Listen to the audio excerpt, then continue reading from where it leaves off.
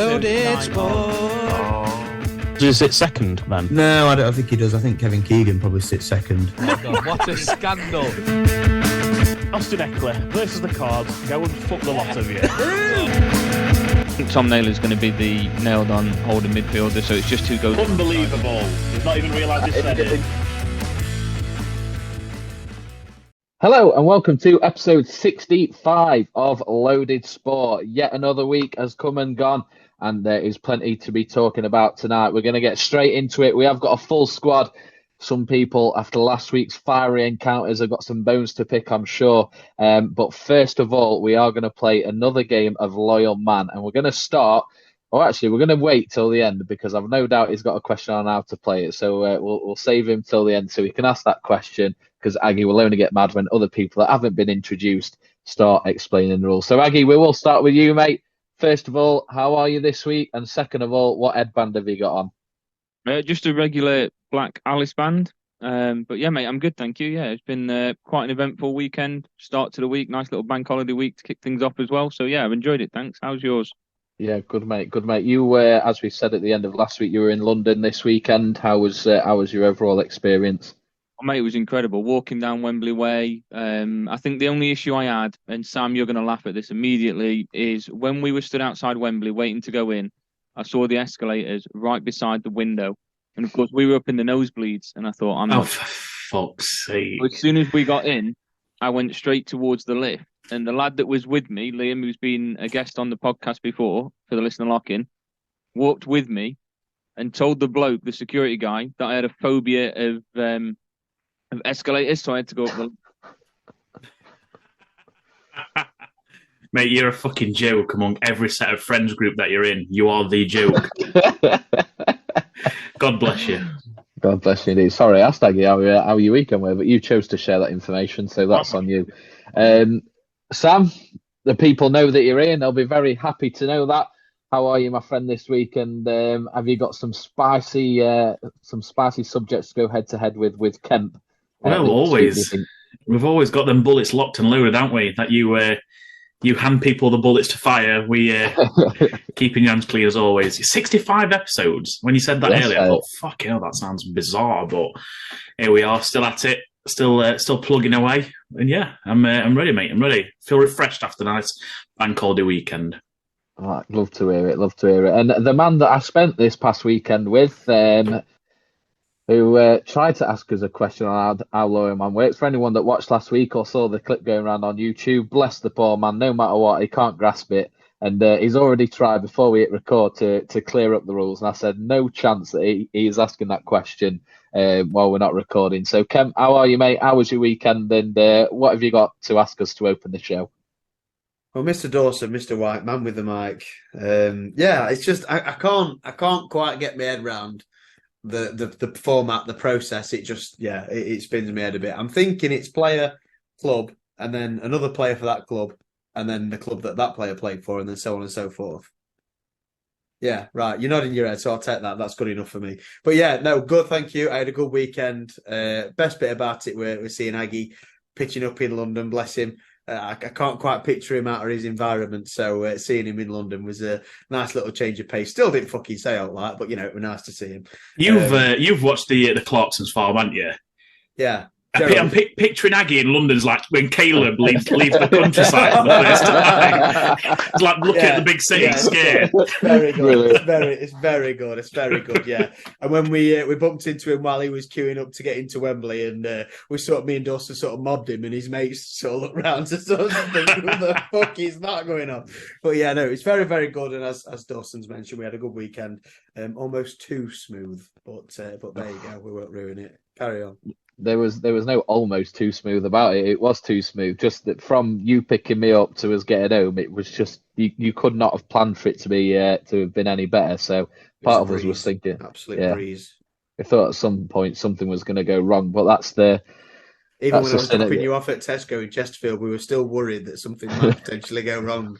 Yeah, that's the cynical side of us. But I was just to let you know, Kemp, you did try to ask me before we hit record, but I'll just tell you now, I am wearing tonight Ajax's away shirt for this season. That's my choice for tonight. It's a lovely little number. I don't know if you can see the detail on the shirt. It's got some sort of red and green sort of. I can't really. It's not coming through. What it is. It just looks white. Some lovely detail. As always, it's probably the is it the three little birds theme that they've got? No, it's like DNA or something. I think I don't know. It's hard for me to explain, but lovely shit as always with Ajax, and we'll see what I bring next week. But loyal man. So yes, Kemp, you are right. We are going to start the show with another game of this, and hopefully you'll get it. So spun the wheel earlier. The order is Aggie, then me, then Sam, then Kemp. So Aggie will give us a player of his choice, past or present. I will then give you a club that player has played for. Sam will then give us a player. It has to be a different player that has played for that club. And then Kemp, you will give us a club that the player that Sam gave us played for, but it has to be a different club from the one that I said just before. And then Aggie, and we'll go round until someone can't remember. And as Sam mentioned last week, that written rule or unwritten rule is you can fake it. You can fake a club or a player if you're not sure, and then you can call bullshit. Sam, one thing I do want to clear up with you, is it for the player that comes next to call bullshit, or can anyone call bullshit? Anyone. Anyone. Okay, that's fair. So, Aggie, give us the player, mate, and then hopefully I'll have a club. The player is Shay Given. Shay Given. I'll go Newcastle. Alan Shearer. Blackburn Rovers. Craig Bellamy. Manchester City. Sergio Aguero. Atletico Madrid. Antoine Griezmann. Barcelona. Felipe Coutinho. Liverpool. John Arnorisa. Ooh. Celtic. Sinshuk Nakamura. Nah, you said it wrong. You can't have that. Bullshit. Nakamura, you do it. You said Atletico Madrid when it's Atletico Madrid. Yeah. Too fucking right. Nakamura. Shinsuke Nakamura. Yokohama FC. Bullshit. What? What do you mean? I just want to say I have no idea if Free to play for Celtic. I just winged that, so I got away with that one. Nice. He did. Nice. No, he did. I'm pretty Did sure he actually? No chance. So. I've called bullshit on that. Celtic. Wait, what are you calling bullshit on mine or his? His is already gone. You can't call it once it's already gone. We've already carried on, but I'm calling it on yours. Right, let me do. Hang on. Oh, it's come up with wrestler. Hang on. No, he didn't play for Celtic. I have to full on win that. Oh, you have to be fair. Hang on, let me just. Yeah, he played for Fulham and Roma. Also played for Fulham. Hang on. Is it? Is it right? I fucking love it. Shinsuke Nakamura, Yokohama FC 2019 to 2022. Wow. Wow. Bravo. Bravo. I think that means I'll lose that. We'd end it on that. To be fair, mate, I was hoping to claim it with pulling off the bullshit, but we've got to give Kemp the win for pulling that one out of the bag. So, quality. I'm happy to lose that one. Yeah, me too. Kemp, you win this week, mate. Myself with that one. Fucking hell. I tell you what a recovery after last week, mate. Full credit to you. I'd say we'd play again, but part of me thinks bin it after that because we beat that way. But Elephant man. That's it. I go out on a high. But we'll be back to start episode 66. Actually, no, we won't, because that will be, little spoiler alert, early next week, the release of the NFL season preview. So that will be episode 66. So we'll put Loyal Man, leave it a rest. Loyal Man NFL style. Yeah. Oh, yes! Let's do it. That'll be interesting. That'll be interesting. That'll last about. We'll have to have about 8 goes at it. But we'll just keep stumbling. But yes, Sam, you're absolutely right. Episode 66. We'll do an NFL style version of Loyal Man. But anyway, that's episode 66. That's early next week. Next week again, we are back with 2 episodes. Usual episode for episode 67 and episode 66. Just before that will be the NFL season preview. Cannot wait for that. But to start us this week, Sam, I'm going to come to you to kick off the football section because you sent over a few subjects. We were obviously in London this past weekend, so didn't catch up on all of the action that was going off. You had eyes on the telly and what was going off. And the question I want to start off is on Everton. So they were a club that towards the end of last season we spoke about quite a bit. They were struggling to survive in relegation. They will get away from relegation. They brought Sean Dyche in, who was a name we would discuss before it was announced, and then we obviously discussed the last few games, what he could do, and they eventually survived on the last day. But they've started this season, 3 games, no goals scored, 6 goals conceded, sit bottom currently of the Premier League, and they look like they're struggling. So, yeah. A, why do you think that is? And B, if it continues, how long do you think Sean Dyche has got? I don't think they've got a striker. Dominic Calvert-Lewin can't seem to stay fit. I watched a couple of quite a lot of the highlights against Wolves. Say it were 1-0. They had quite a lot of chances. I will say that. I think they created about 23 chances. But the fact that they've not scored a single goal, for me, if I'm an Everton fan, which I know obviously we've got a friend that is, and he's quite dramatic on his takes normally, Jake. I'm worrying after 3 games, and I know this is contradictory to what Kemp said last week about it's still early in the season, everyone calm down.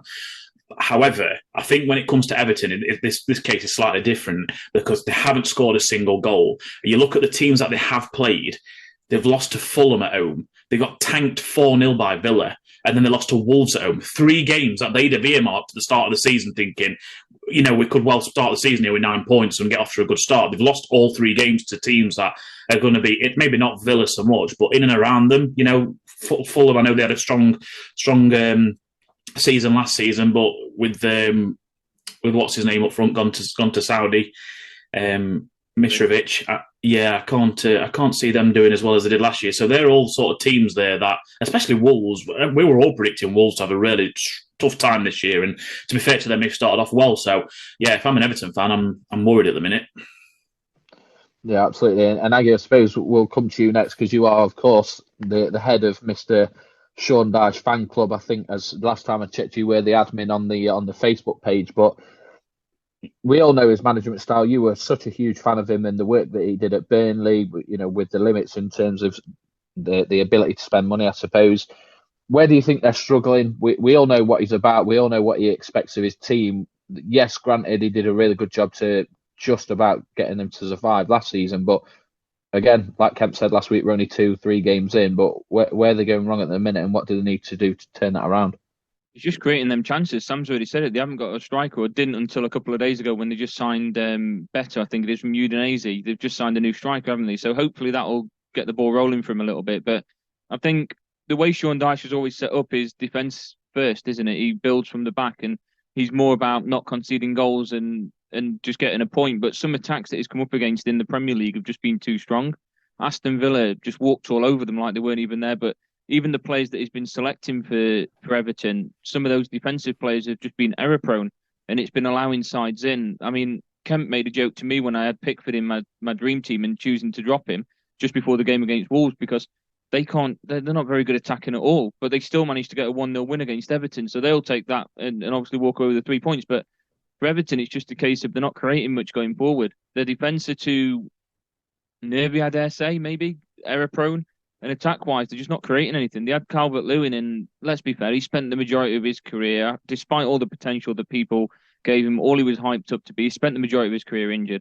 So they've needed a striker for a while, and the strikers that they've been buying, I think, was it last season they had Maupay, Neil Maupay? Yeah. I don't think that he's a Premier League standard player. Beto, I don't think he's been scoring that many goals in Serie A, to be fair, either. So they've brought this striker in hoping that he can adapt quickly to the Premier League, but something, you're right, does need to change quickly. And I think it's just a case of creating more chances. But that's 3 games that, like Sam's already said, they should have got some very good points on the board. And they're sat there with 0 goals and 0 points. You say, obviously, Sean Dyche's bread and butter is defence and, making sure everything's shored up at the back. The fact that they've lost 3 games on bounce, they've conceded, they're averaging 2 goals a game they conceded. So that's his one thing that he's his bread and butter, and he's not doing that. So how long do you give him on with that current current run of form? Because if that's what he's there to do, and that's the one thing he's particularly failing at, then surely he's not doing his job. You're right, and I get what you're saying with they've conceded on average 2 goals a game, but 4 of those 6 goals came in one game, and that could be written off as just a bad game, a bad day. Many teams have that throughout the course of a season. The other 2 games, they've lost 1-0 to Fulham and lost 1-0 to Wolves, and I think against Fulham, they were rather unlucky not to have got at least a point out of that game. So I think you can't just sack him 3 games in. I think that would be too much of a knee-jerk decision. Now he's just signed a striker. They've given a little bit of funds to play with. Say now you can start to bring more players in to try and help bolster that squad to at least get us outside of relegation. And now maybe you give him another month, give him till the end of September, beginning of October to just, see what he can do. The transfer window's about to close. He's brought in the players that he wanted, that he said that he was going to bring in. Give him that month now to see what he can do. If it's no good, then you've got to look elsewhere. But if he starts to turn things around, then maybe give him a little bit longer and just see where he can take Everton. But I like Sean Dyche at Burnley. Skin's absolutely right, but he's been very good at building a team to get into the Premier League. He's struggled. I know Burnley got into Europe one year, but then they struggled from there, mainly the depth that they had. But he's struggled since making that move away from Burnley to really adapt to how the game's evolved. And playing defensive all the time is just too negative. And I think that's what's going to let him down, because the defensive players that they've got just aren't good enough. And that's where the errors that they keep on seeping is allowing other teams to capitalise, really. Yeah, definitely. And I suppose if their struggles continue, they will eventually at some point make a decision on Sean Dyche. I'm not really sure who they bring in to get them out of that, because he's the man they brought in to get them out of that kind of situation. Big Sam, get him in. Get him back in the league. But I suppose if that does continue, a team that could benefit from that, Kemp, I'm going to bring you into this one. It is Sheffield United, a team that so far this season haven't picked up any points, but are looking like they're hard to beat. They've lost every game by only one goal, and that includes this weekend hosting Manchester City on Sunday, a game that we watched the first half of. Unfortunately, didn't see any of the goals, but then had to sort of go about our usual business in London. But look, full credit to them. They kept Haaland quiet for the most part. He did have the odd chance here and there, but he seemed to be very frustrated by how he was being treated. City then did go ahead through an Erling Haaland header, and then Sheffield United equalised quite late on, only for Rodri right at the death to put them back ahead. So, Kent, from your perspective, seeing a team like Everton that are pretty much the bread and butter of the Premier League, they've been there from the start. Does that give you hope that with how Sheffield United are playing and how other teams are struggling, that your bold prediction at the start was Sheffield United survive? And like you said last week, we're only 3 games in, but where do you sit on that at the moment in terms of your confidence? Yeah, I think the confidence in staying up this season, and albeit not great confidence, but the confidence nonetheless is not from maybe how good we are or we could potentially be, but it's just the amount of bad teams that seem to be in the Premier League this season. Like, we've discussed Wolves at length, can't hit a barn door, but did manage to get one past Everton, which is what it is. Everton, as you've just discussed, have got real problems themselves. Forest don't 100% look settled. You've got Luton that have been pretty much written off by everybody. Bournemouth that struggled last season and then got rid of the manager. So there's all these. I'd say there's 5 or 6 clubs down there at the bottom that could be in trouble come the end of the season, and that's kind of where my confidence came from. If we could pick up points against those teams home and away, we're going to do what we can to hopefully stay up. I think the one thing that I've noticed from the games that I've seen so far, and obviously I only saw the highlights from the game against City at the weekend, we look organised. We look really, really solid and really organised at the back. That's not something that you can say for Everton at this moment in time, as we've just discussed. And I think for a few other teams in the league at this moment in time as well. The issues that we've been having is at the other end of the pitch. We've been playing Will Asula, who, bless him, he went on loan to Derby County last year in League One and barely did anything. So having him playing up front for you every single game in the Premier League, he's just not at that level yet. And it's not good for his development to be chucked up front in the Premier League and not getting a sniff of the goal mouth.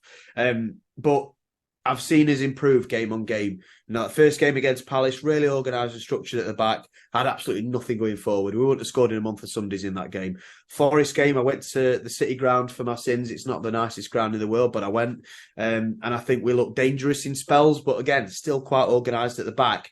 One, stupid mistake, cost us. And then against City, again, looked really, really organised, but just that one mistake by Larousse at left back, not putting the ball into Rose Ed, and that's why City scored at the end of the day. So as long as we can tighten up these little screws, I'm really, really happy with the signing of Archer. I think he's going to be a fantastic signing, and I'm hoping that he can develop and score some goals for the Blades. Hamer's a fantastic signing. We're looking at potentially getting McAtee back on loan from Man City as well. So it's all positive signs. It's all positive and it's all moving in the right direction. But like I said to you before, I think the main thing is that how bad are the other teams going to be in order for us to potentially survive? So looking forward to it. And the game that we've got on Saturday, Everton at home. and that is a must Huge game. game. Must-win game. So I'm really looking forward to that one. So I think it'll hold the record for earliest ever 6-pointer, won't it? That Sheffield United against Everton, 4 games in. Or as I said a few months ago, a 4-pointer. Big Premier League 4-pointer. Sam, I'm going to bring you back in for this one. Just a few controversies, if you will, over this last weekend that you noted. One being Arsenal's second goal in their draw against Fulham, and then a couple from the Liverpool and Newcastle game on Sunday evening regarding bookings and sending off. So why don't you walk us through that, sort of your thoughts and where we stand, because it seems like we're 3 weeks into the Premier League now, but I think we're going to have a full-time segment of VAR mishaps and mistakes, because it seems to have been another weekend where things that should have happened shouldn't have happened, and things that didn't happen should have happened. Yeah, I'll start with the Arsenal game. I don't know if VAR's really to fault with this first one, I must admit, but it was just one of them goals that just didn't really sit right with me. So the Fulham winger had possession. No, sorry, the Arsenal winger had possession. I think it was Martinelli. I think he had possession on the byline to the left-hand side of the goal, and he gets the defender in an arm lock, and they both go down. He's obviously looking for a penalty, but in reality, he's really fouled the defender. The defender, because he's linked arms with Martinelli, he's landed funny on his like armpits outstretched, and it looked like he could have dislocated his shoulder. So he's been down holding his shoulder for a good 2 minutes. Must be the ball's in play, the ball's bouncing about. The Fulham are trying to clear it. They finally clear it out, and Arsenal come back and score. He's literally probably a yard away from being out near the byline for a corner. So he's playing everybody onside. If he's not there, VAR will rule that goal offside, because he's the one that playing everyone onside. So it was just one of them goals where I think the referee probably should have stopped the game, because I know no one's supposed to do that for head injuries, but it was a clear foul on the Fulham defender. So how far back do you want to go with VAR, and obviously pull back goals that for in the build up of play? But yeah, it was one of them goals that didn't really sit right. And the weird thing about it wasn't really spoken about. I seen it on Match of the Day, and they just didn't even seem to mention it. I thought, well, that just doesn't really seem right, to be fair. But yeah, and then obviously you've got the. Do you think, just with that one very quickly before you go on to the Liverpool game, I've not seen the incident, and you said that you're right, how far back do you go when it comes to VAR? England, we've spoke about it before. France, the first goal, should they have gone back because Saka got injured? Similar thing to that. Yeah, similar thing to that it was. But do you think it's one of those where, you mentioned there about, I suppose we're going back to the spirit of the game conversation we had with cricket a little while back, but if Arsenal were, say, 3-4-0 up in that game, would it have been a different outcome, do you think? Is it because it was, what would it have been at the time, 1-1, and they were desperate to get ahead, where they were like, we've got to take this opportunity while it's there, kind of thing? Yeah, you're probably right there. I think at 3 or 4-0, I think Arsenal are either kicking ball out, or the referee probably will just stop the game and just make sure the player's all right. But yeah, because it was 1-1, like you say, I can't remember the exact time of the Arsenal goal. Just having a quick look, but I've got a feeling it was late-ish, 72 minutes in, and Nketiah scored. So yeah, probably because of that, because it was so much riding on it. Everyone's kind of kept the ball in play, and it's come back, and it's a bit Fulham. But yeah, it didn't really sit well with me. But like I say, no one seemed to have mentioned it on Match of the Day, which I found were a bit weird as well. Have you seen the Liverpool Van Dyke sending off and Trent? No, I've seen the Trent incident. The Van Dyke one. Obviously, we were in Wembley at the time of the game. DG watched it, and I said to her the other day, like, what did you think about the Van Dyke one? She was like, it went a straight red. But no, I can't say that I've seen the instance, but it just seems, I think from what you said, you kind of gave me the impression that Trent, it should have been a second yellow 5 minutes in, and they potentially bottled it because of how early into the game it was, or is it just they didn't? Yeah, 100%. That's the top and bottom of it. If that happens at any other stage in the game, he's walking. So that if he picks up a first yellow card, I grant him this. He got unlucky because it probably should have been a free kick to him. So I think Gordon they're both running out towards the bylines for a throw-in, and Gordon kind of gives him shoulder and pushes him out, and he goes towards advertising boards, and referee just says throw into Liverpool. He's gone, can throw the ball away. Threw the ball away, it's automatic booking, so there's no dispute in that whatsoever. It must have been a minute later, Liverpool have gone down the other end. Then it's a counter-attack broke for Newcastle. Gordon's on this left-hand side. He's knocked the ball past Trent, and Trent's just got his arm across him. You know, a cynical challenge, as they say. It's a booking every single day because it's stopped a development of a counter-attack, which is always a good booking. Because it's literally a minute after that referee's bottled it. I've got another word with him. G-Neb's on commentary giving his classic, soon as he did the foul, he was saying straight away, like, he's in trouble here. Yeah. And then now referee bottled it. So that was that incident, which completely disagreed with. And then there was the Van Dijk sending off, straight red. I think what DG's getting across there, I mean, I don't want to obviously speak for her, but I think she's thinking about the severity of the tackle, because it wasn't a harsh tackle, but it was the last man. That was the issue. Oh, okay. It was the last man. If he wasn't there and if he'd not have made that tackle, I think it was Isak, Alexander Isak. It was through 1-on-1 with the keeper, and if he'd have not made that tackle, it would have been in. But because he made the tackle, it was right on the edge of the box. There was no covering defenders. Referee, I thought it would need a decision, straight red card. So for me, 100% was a red card because it would prevented a clear goal scoring opportunity. So I think what she's probably saying is she's thinking, you know, comparing it against like a 2-footer or something like that, which obviously is a different kind of red card. So yeah. For me, it was 100% red card because it was the last man. That makes sense. Kemp?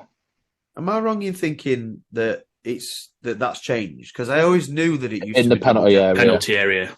Yeah. Just the penalty area. But if you're outside the penalty area, then it's straight red. Because it's a free kick, isn't it? So the class is double jeopardy, don't they? Because you're already giving the penalty away, you're then condemning 10 men as well. It's like double punishment. So I think they did away with that. But yeah, if you're outside the box, it was outside the box, which means it's an automatic red. Okay, okay, fair enough. So just very quickly on the Liverpool game before we get into the last subject in football, something I saw, you had a very brief conversation on Facebook about it, but Darwin Núñez yet to start a game in the Premier League. When we were doing the season predictions, I said that, you know, Haaland is the obvious pick for top scorer, but I fancy him to have a really good season this year. Came off the bench, scored 2 late goals to obviously give them that 2-1 win at St James's Park.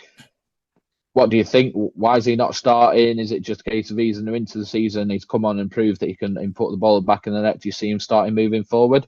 He has to, surely. I mean, I don't know what kind of football Klopp's trying to play. I don't know if he's trying to be a bit too clever for his own good, whereas he's trying to get that Firmino football back, where, you know, someone who's a ball-playing striker. But for me, Jota is miles ahead of Jota. Is miles ahead of Gakpo when Gakpo plays centre forward, because he's not a centre forward. He's just got that pace, that directness, and he come on and he just completely changed the game. So yeah, for me, I don't know what he's doing wrong and what he's got to do to start, but I'm just looking now. Next game is Villa at home, 2 p.m. this Sunday, and I can bet my life he'll be starting that game because he's more than earned it. What's he on? Was that his first 2 goals of the season, or has he scored before then? No, that's the first time he scored. Yeah, I think he'll definitely be starting this coming Sunday. I feel sorry for Endo, the new defensive midfielder they've signed from Germany. He hasn't played a full game yet with 11 men, because obviously Van Dijk got sent off in the Newcastle game and McAllister got sent off the game before. So he's come and he's just having to play with 10 men every time. So I do feel a bit sorry for him, to be fair. I've heard he's got good stamina, so maybe why they're not being that careful. But like last subject on. Oh yes, bonus director's cut. That was the one. I don't know why I said bonus. Last subject on football, lads. It's something that I've added in late, but Sam, it's an occasion that we used to put the day in at work, wherever we were working at the time. We'd book it off and we'd get together and sit the whole day. And it's transfer deadline day, which unfortunately doesn't hold the same sort of prestige that it once did. Why that is, I'm not really sure. A lot of clubs getting their business done early doors now, and then some clubs like Man United getting desperate and just signing fucking anybody, which we'll get into shortly. But Aggie, I'll come to you, mate. First of all, a couple of signings which do look like they're close, and names that have seemed to have come out of nowhere in the last sort of 48 hours or so. The first one being Matheus Nunes from Wolves. Manchester City have reached a verbal agreement with them for the transfer of the midfielder. They're expected to pay 47.3 million up front, with up to 4.3 million.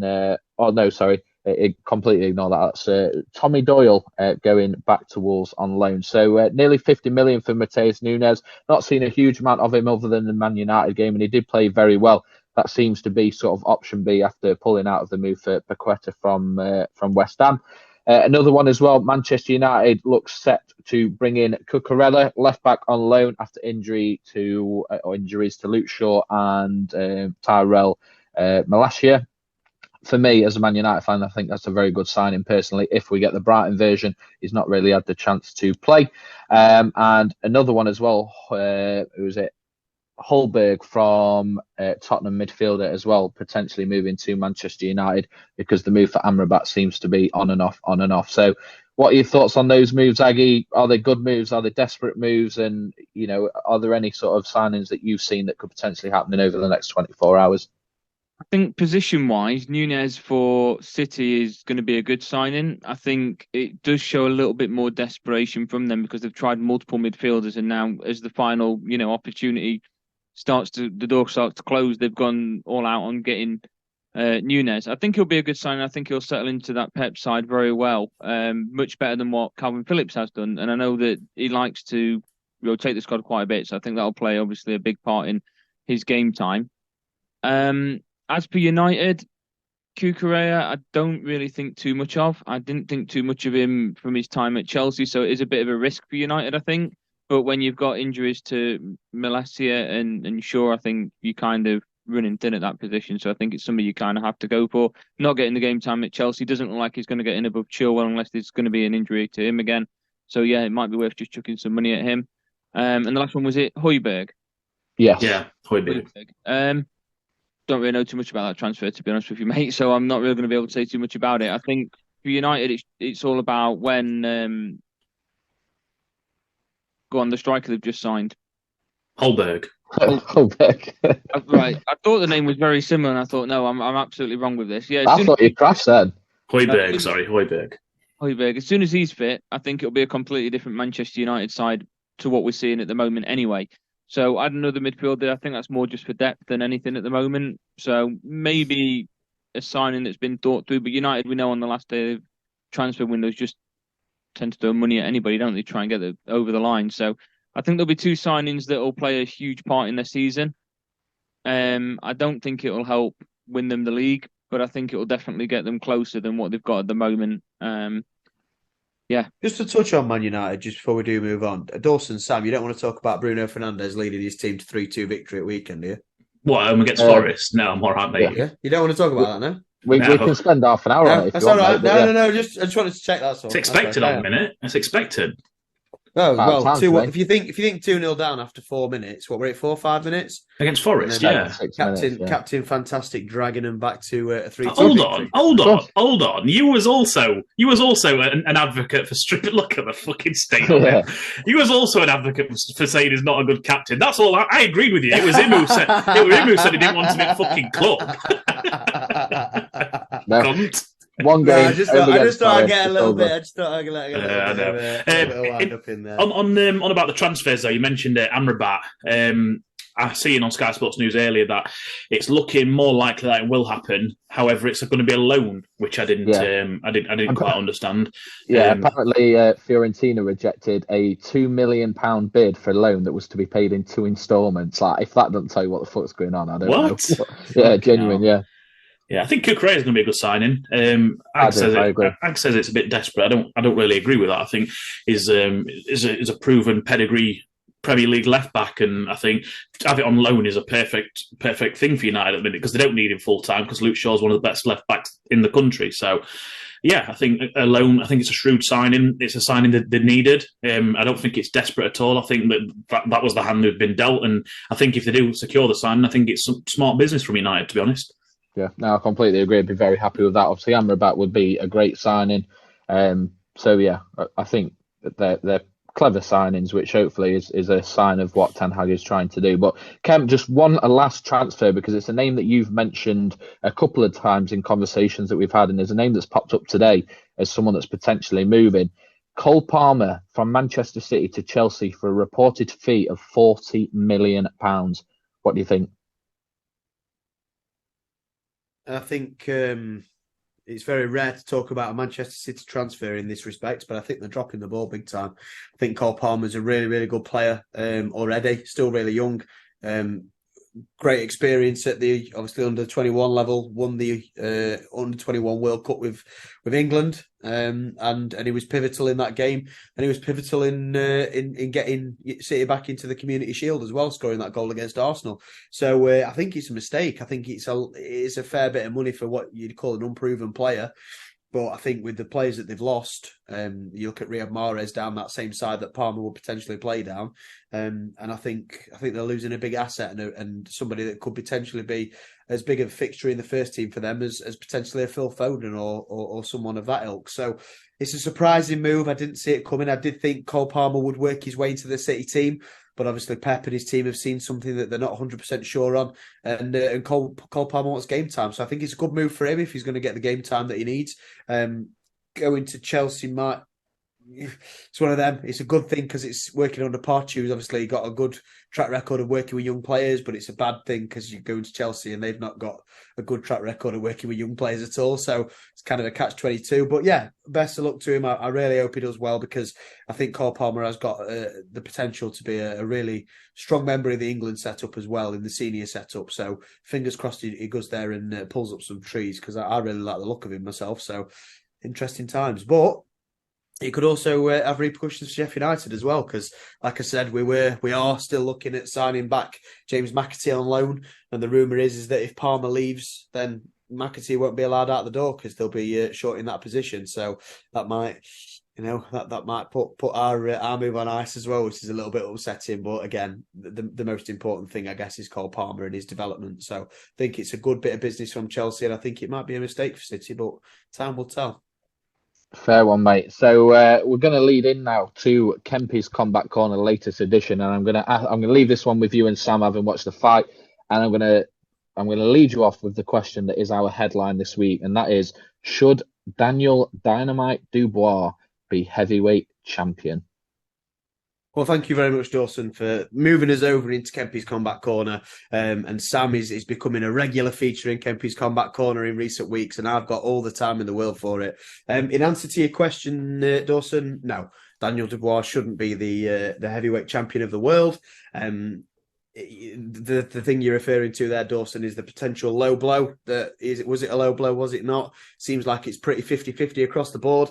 I watched the fight just about. I did have to go to the out of hours doctors. That's unrelated, and I literally just got back to my house to watch the fight. But yes, we got to the fight in the end, and Alexander Usyk, as Dawson's just mentioned, defended his IBF, WBA, WBO heavyweight championship of the world by knocking out Daniel Dubois. I think it was 2 minutes and 11 seconds of the 9th round. Sam, myself and you, we both predicted a 10th round TKO. We did. We were close, but no cigar.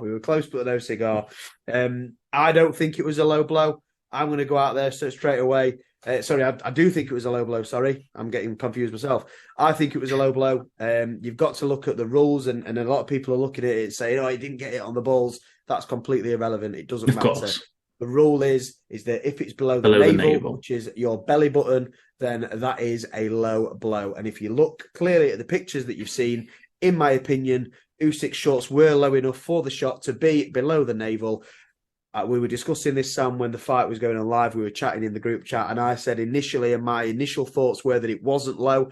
I've been back, I've looked at it, I've looked at all the pictures, all the different angles, and I do think it was a low blow. But I think the mistake made there was the referee not taking a point from Daniel Dubois. So that's my thoughts on the low blow situation, not wanting to kind of drag onto it too much because it's taken away from what was a very, very good fight in the end. But what's your two penneth about the low blow situation? The same as you, mate, to be honest. I've changed my mind so many times, and I've come to the conclusion that I don't think I quite know. Even after that, I've seen it that many different times. On the night, I thought it was. I was complete opposite to you. I thought it was a low blow straight away. After seeing a few pictures, I do believe that he's wore his shorts quite high, and the short line is quite high. So I think it's quite murky. I can see both arguments on people for and against it being an illegal hit. So I don't really have too much of an issue with the call. The only issue, as I say, as you've already touched on, is the fact that the ref didn't nip it in the bud on the night. And I think if it deducted a point, no one would have even been talking about it because it had been in black and white. We know what the ref's thinking. But the fact that he didn't do that, he left it open to interpretation. and this is what we've got from it. I will say one thing for the ref. He has only had 1 second's worth of, he's judging it on the eye, 1 second. We've got the privilege of all these different angles of photos. We can see his short line side, it's covering his navel, and it's not. He hasn't got that luxury, unfortunately. So I do side with him to some extent in the fact that he's had a split second to make that decision. And the fact that, if you don't know if you agree with me, it's probably 50-50, I'd say, at the minute, from what people are saying. People think it's illegal or not illegal. There doesn't seem to be one major consensus in what people are thinking. So for that reason alone, I can kind of forgive the decision, because if you're making it in the split second and people are still debating it now, then what chance have you got really in real time? Yeah, that's it. And I think, regardless of which way you lean on it, whether you think it was low or you think it was legal, it's very, very, very close. No matter 100%. which way you look at it, it's very close. The thing that's kind of tipped me over the edge, and I'm glad you said you've been going back and forth on it, because I have as well. Again, at the time, didn't think it was low. Then I did. Then I didn't. Now I do again. It's so close that it's really, really difficult. But what I think is quite telling for me is that if you look at boxers when they get hit with body shots, normally what happens is it's a bit of a delayed reaction when you get hit with a body shot. You get hit and then you kind of think, yeah, I'm all right. And then it's like, oh, I'm not all right. And that tends to be the reaction when somebody gets hit with a body shot. You look recently when Ryan Garcia lost. You look at various different examples where somebody's been hit with a body shot, think they're okay, and then, actually, I'm not okay. And then they'll go down to a knee. The reaction from Usyk wasn't that. It was he got hit and straight away went down like a sack of shit. That's not usually the reaction that a boxer will give when they get hit with a body shot. Now, granted, it is obvious and it is quite clear that Usyk doesn't like it to the body. Not at all. Not showed at all. that in the amateurs, showed that against AJ. AJ caught him with a really good body shot. He caught him with a couple, actually. And one of them, Usyk, once again, did say, that's low. So he has got previous for this sort of thing. He doesn't like the low shots. He doesn't like the body shots. And it is a weakness in Usyk's game that I'm sure whoever fights Usyk next will be licking the lips and thinking, yeah, that's a bit of me, that I'll go for the body. But it wasn't the reaction to me of somebody that had been hit to the body and was hurt. It was a reaction to somebody, for me, that had been hit at the top of the cup and the cup had maybe gone into his bollocks or something like that, and it had kind of rearranged his cup so that it had affected his testicles, bless his heart. So for me, again, I am ever so slightly leaning on the low side of things. But even if it wasn't, if the referee would have started counting, who's to say that he wouldn't have got up? I know you say that. Yeah, that's true. It was in pain. You could see that he was in pain. But how much of that was, right, okay, the referee's called this low. I'm going to milk it. I'm going to stay down for a bit. I'm going to take my time. It did really fucking hurt, whether it was low or not, only Usyk knows. But, it did really hurt. I'm going to take my time. Ref's called it low. I've got 5 minutes. I know I have. I'm going to be a bit clever about this. And Usyk is one of the most, the highest ring IQ in the business. You'd probably say either is Alexander Usyk or Tyson Fury. So who's to say that if it was a legal shot, he wouldn't have got up? Which is why when people are saying, Daniel Dubois should be the heavyweight champion, well, you can't really say that. It's not easy to say that, because even if it was legal, would he have got up or not? But again, I'm sure the debate will rage on. And it's worth knowing and worth noting that Frank Warren, the head of Queensberry Promotions, and Daniel Dubois' promoter, has said that they are appealing the decision made on the night, and they will be releasing, I suppose, the outcome of that appeal in due course. I think getting a rematch is a bit unrealistic at this point, Sam. I don't think there's that much interest in it personally, and I don't think the governing bodies will order the rematch based on the evidence that's been provided. When you've got somebody like Hrgovic waiting in the wings, when Tyson Fury could potentially step up after the Ngannou fight and fight Usyk next. So I don't think there's that much justification to do the rematch, and I don't think that appeal will get overturned to do the rematch. I think Frank Warren's more looking at potentially a no contest at this point, and kind of saving a bit of Daniel Dubois' pride rather than getting a rematch in the ring. What are your thoughts? Do you think Warren thinks he can get a rematch, or do you think it's kind of just to save face a little bit? Possibly to save face. It does sound like he genuinely believes it is a low blow on every interview I've heard him do on TalkSport and all that. But yeah, one thing I do think's a bit shitter in all this is that Daniel Dubois had absolutely fucking no chance going into this fight, and I thought if he actually fought really well. I thought he gave us almost as good as he could have probably got. It probably did quit slightly in the ninth. I think when he got knocked down, I think if he really asked himself, I think he could have got back up. I do believe that. We all know he's got previous for kind of quitting on his fights. He's kind of got that over his head. But I thought he was really tidy, actually. I thought he's fighting pound for pound one of the best fighters in the world at the minute. And I thought he really held his own. Into the round where he did the low blow, you said obviously Usyk's been a bit wily there. Obviously, he stayed down. He's took a minute. He's composed himself because I think at that point in the fight, Dubois had got a lot of confidence, and I think he was coming into it more and more.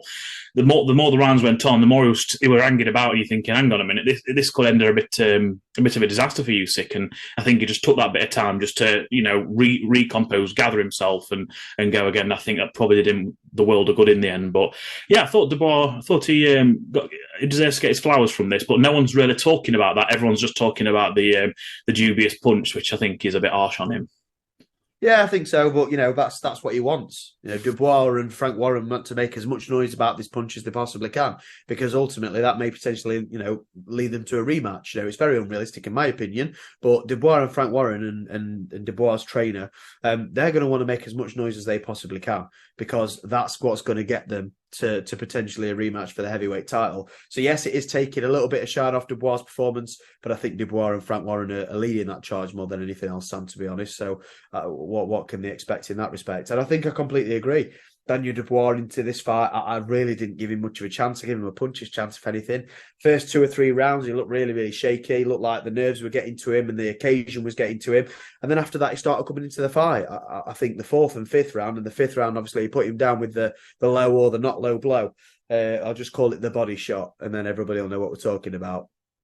But yeah, when he put him down with a body shot, I think before that, Dubois was really coming back into the fight. And then Usyk, as you say, we've mentioned it, was a little bit wily, took his time, knew the shot was low, so he didn't have any rush. And then I think after that, I think that was Dubois' chance. I think Dubois really then needed to step on the gas and say, right, I've hurt him. He's took a bit of time to get up. Whether he thought it was low or not, he needs to get that out of his head. I was having a conversation with somebody today and they were saying, oh yeah, but he's psychologically went because he thought it should have been a knockdown. But no, got to get that out of your head. You've got to accept the fact that it wasn't a low blow. The referee's not counted as a low blow, but you've hurt him. Whether it was low or not, you've hurt him. So you need to go. That's your opportunity. You need to go. And I think with Dubois not taking that opportunity at that point in time, I think it cost him. And ultimately, as we've mentioned, Usyk managed to stop him late on, which is a lot of what a lot of us were thinking that would potentially happen. And again, you're absolutely spot on. He's got previous. Yes, he had a fractured orbital bone, and I can't imagine how painful that is against Joe Joyce. But put it this way: if Tyson Fury has a fractured orbital bone in a fight, do you think he stops? No. For all of Anthony Joshua, and again, I don't rate him as highly as some people, but I think even if Anthony Joshua has a broken orbital, I think he'd be tougher to stop than Daniel Dubois was in that Joe Joyce fight. And again, the shot that Usyk finally put Dubois away with, I think it was a jab. I think it was a right jab that he put him away with. So again, it has happened. I've seen boxers knock people out with jabs, and if it's a stiff jab, then it can do a lot of damage, most definitely. But I think Dubois, he'd had a big adrenaline dump. I think he thought he was on for a really good, outcome when that body shot landed, and then as soon as it was called a low blow, I think he had a bit of an adrenaline dump, and I think that was it for the rest of the fight. So I think it's an experience. He's 25. He's very young for a heavyweight, but I think, to be honest, I think his career so far has been let down by bad matchmaking. For 15 fights, he didn't fight anybody with any ounce of credibility in the heavyweight division. I don't think I've ever heard of any of his opponents apart from Usyk and Joe Joyce. So, he's not had that slow progression into, the top level, which is what you need in the heavyweight division. AJ's is perfect example. One thing you can say about Eddie Hearn and AJ is that Eddie Hearn has managed AJ's career perfectly up until the Andy Ruiz fight. Perfectly. He didn't put a foot wrong. Fighting Charles Martin, who was an IBF champion. He was literally a paper champion, but again, had that experience, fought a little bit of a step up, got that world title, then went on to fight Klitschko, way past his best, but still had that quality as a world champion and as a world-class opponent. And then he moved into the world-class opponents after he'd fought those. With Daniel Dubois, you got him fighting nobodies, and then fighting Joe Joyce, who's a real experienced, crafty, strong, technical boxer. Got put away, quit a little bit, as we've mentioned before. I think he'll be, first to admit he could probably have stayed in that a little bit more. And then since then, he's fought nobody. Again, he's fought nobody. And then you put him in with Alexander Usyk, who's potentially one of the best pound-for-pound fighters in the world. So for me, I get you've got to take your opportunities in the heavyweight division or in any division of boxing. But I think his matchmaking's been poor. And I think at 25 years old, I think he's been thrown to the wolves a little bit twice by Frank Warren. He's fought nobodies and then really, really high-level opponents. And there's been nothing in between. So I'd like to see Daniel Dubois come back. He's a British guy, still young. He's still got at least 10 years, at that level, if he can potentially do it. Fighting in the heavyweight division at 35, nobody's looking at that funny, are they? Nobody's looking at that funny. So he's still got a long, long time in his career, but hopefully they can bounce back from this and they can build him against, C-level guys, B-level guys, A-level guys, and then world champions rather than the mix and match sort of booking that they've been doing with Dubois so far. But again, taking nothing away from Alexander Usyk, retains his heavyweight championships of the world. He put on a good performance, I thought. I don't think it was his best performance, Alexander Usyk. I think he did what he needed to do. But there were times where he looked a little bit shaky and looked a little bit easy to catch. And Dubois is not the best boxer in the world. So it doesn't change my opinion that if Usyk did fight Tyson Fury, that Fury will win the fight. I've always had that opinion, and that opinion has stayed. But it doesn't look like that's happening next because obviously Tyson Fury is fighting somebody that's never fought in a boxing match before. But that's a different story. What's next, Sam, for Alexander Usyk? What's next for Daniel Dubois, do you think? I know I watched an interview with Eddie Hearn earlier saying that Filip Hrgovic is the mandatory to Alexander Usyk next. What do you think? I mean, I'd watch it, obviously, but it's not the fight I particularly want to see. I want to see him fighting a Fury. I want to see him fighting... Not really Joshua, I suppose, because we've already had that been and done. So, yeah, probably Fury. And that's the one that I'm wanting to see. I don't think he was in attendance for that that match. But, yeah, after watching that at home with the Furies, just get the feeling that there is still some unfinished business between them two. I didn't realise that actually, because I didn't watch the Fury Chisora fight last year. Didn't realise that he'd come into the ring at the end and there was a bit of a face-off between the two. And so, yeah, there seems like there's a bit there between them both. So I'm still holding out hope for the Fury-Usyk fight.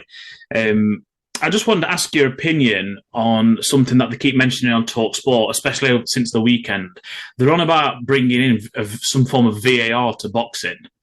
I don't know how it'll work because boxing is such a flowing sport that it's so momentum based. And if you're stopping the fight at a particular point, say if there was VAR for Saturday just gone and they've stopped it for a good couple of minutes to make a decision, what's your opinion on that? Because for me, it just seems like both fighters are resetting for a couple of minutes and they go in again and the flow's going out the fight. And I don't know how I feel about it. Yeah, I mean, it's difficult. I mean, it's the same as we've discussed in football, right? Technology can't hurt it. It can't hurt it in any way, but it's the implementation of that technology. That's what we're talking about in the Premier League, aren't we? That our big argument with Adam is that he doesn't like VAR and wants it to be scrapped. He blames the technology. It's not the technology, it's the way that it's implemented. So it all depends on how it's implemented and what that looks like. There is a fight replay system in mixed martial arts in certain districts. It's not used in the fight. So if there's a fight ending sequence that is a little bit controversial, it's like, okay, was that a low shot that finished the fight? Was it an eye gouge or something like that? The referee will then go and look at the monitor after the fight and then, say, oh, actually, yeah, that was a low shot that finished the fight. And then what they'll do is rule it a no contest at that point in time. So it would help for that side of things. But in this instance, Sam, we've seen about 50 different angles of the shot, exactly. Pictures, videos, everything, and we still can't agree. So in this instance, how much does VAR make any difference in this fight? So again, depends on the implementation. But for me, I don't know. I think if you use it after the fight to potentially turn it into a no contest, that's kind of the only way that I can see that going. But I don't think that butters many parsnips, to be honest with you. Well, I think that already exists. To be honest, I think that's what Frank Warren's relying on. I seen an interview on TalkSport the other day, and that's the whole process apparently of this fighting a non-contest. They've got all this footage now that they're going to go and take to the board, and I think the difference is, sorry to interrupt, but in MMA, before the decision is made by the referee at the end of the night, the video is implemented. So what he'll do is, as soon as the fight stopped, the ringside officials and everybody will, or cage side officials will say, you need to go and look at the monitor because that could potentially be a no contest. He'll then go and look at the monitor and he'll say, right, yeah, actually that was a no contest. So we need to rule that initially as a no contest. And then he'll go into the cage and he'll say to Bruce Buffer, you need to say it's a no contest because of a low blow. And that's how that works in MMA. So that would be a similar way in which it will work. But yeah, I think Frank Warren, I think the best that he can hope for, Sam, is potentially a no contest, because I'm not quite sure they're going to get this rematch over the line. No, you're probably right there, to be fair. Got some more boxing coming up, don't we? But it's interesting, yeah, it's interesting. I'm sure the debate will rage on. And whatever Alexander Usyk does next, he will do it as the WBA, WBO, IBF heavyweight champion of the world. They need to fucking get rid of all these.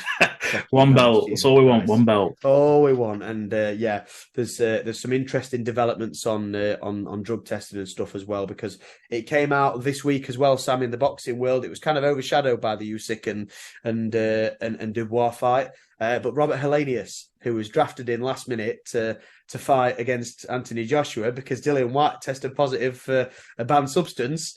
Robert Helenius then tested for a banned substance on his pre-fight drug test, but obviously AJ came through the fight anyway.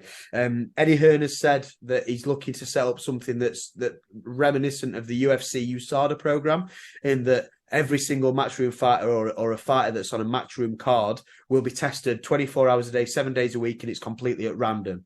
And that will hopefully increase the amount of positive tests and get rid of the dirty athletes from the sport. So do you think something like that is enough to try and stop these things from happening? Or do you think it's just part and parcel of the sport and there'll always be drug cheats and there's no way of getting rid of it?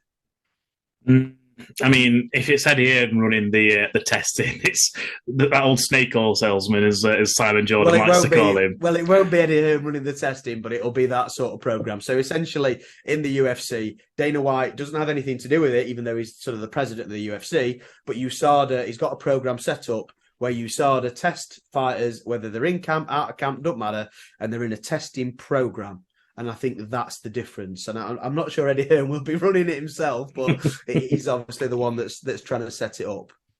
Yeah, it's a poor showing, isn't it? I don't know what's going on with that heavyweight division and drug testing at the minute, but yeah, to say the fight's been changed once for that same reason, and he goes and does the exact same, for me, it's absolutely crazy. It's dangerous. It's putting Joshua at risk, fighting someone pent up like that on PEDs.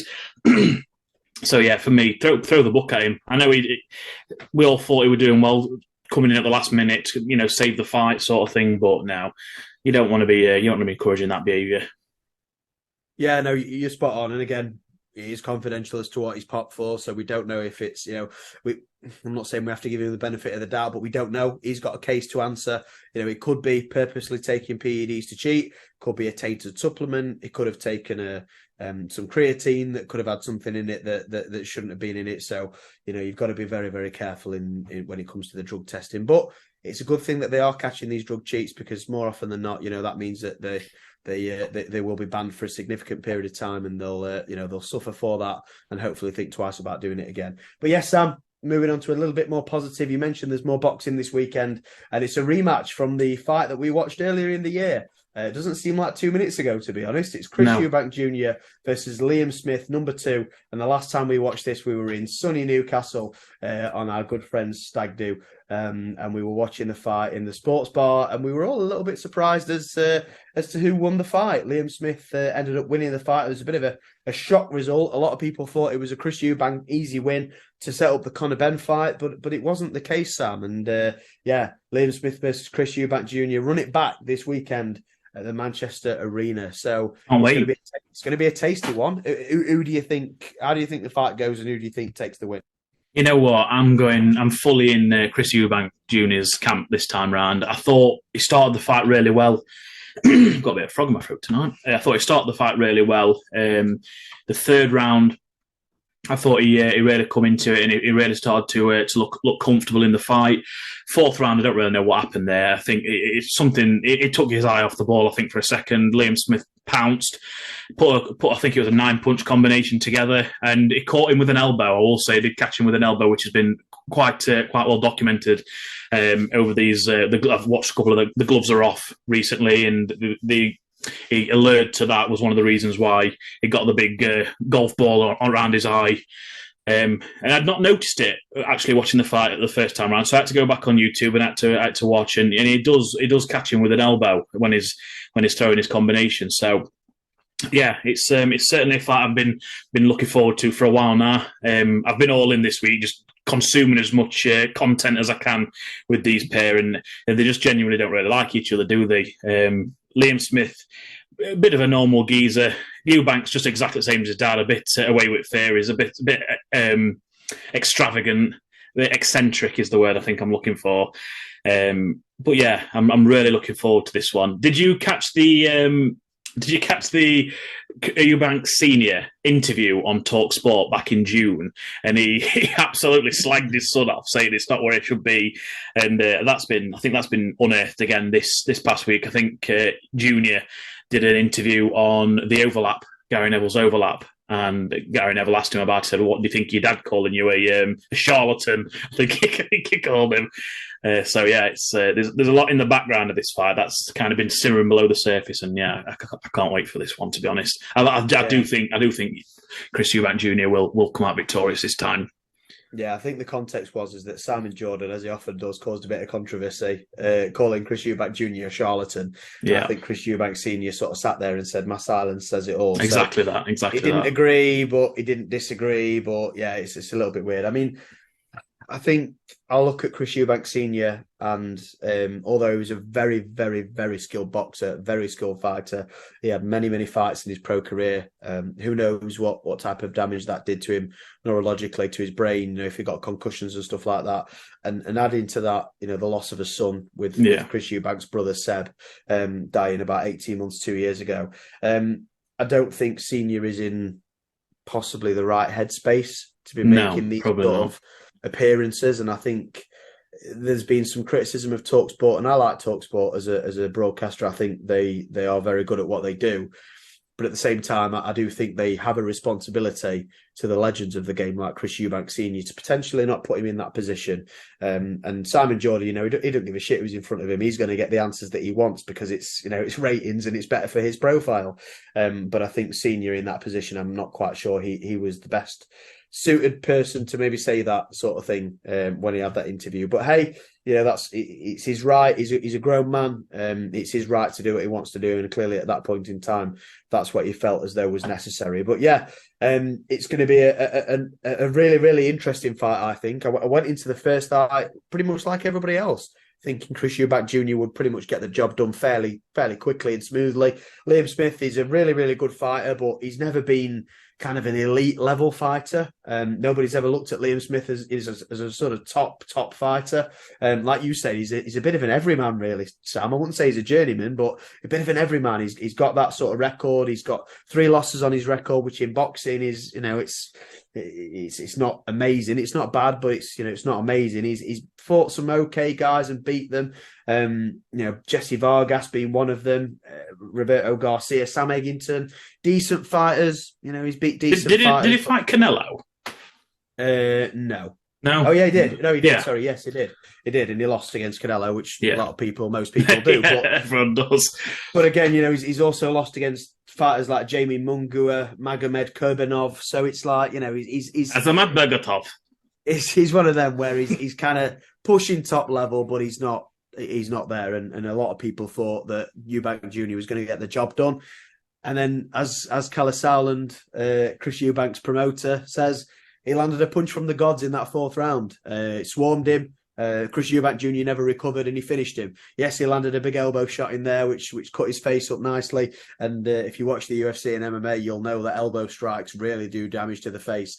So it wasn't surprising that he did have that sort of hematoma on his head and that slice, because that's what the elbows do to you. But yeah, there's a lot of bad blood going into this second fight. I don't think it's bad blood kind of personally, but I think professionally, I think Liam Smith's got a bit of a chip on his shoulder saying, you thought you were going to walk all over me. I beat you. You know, I'm this, I'm that.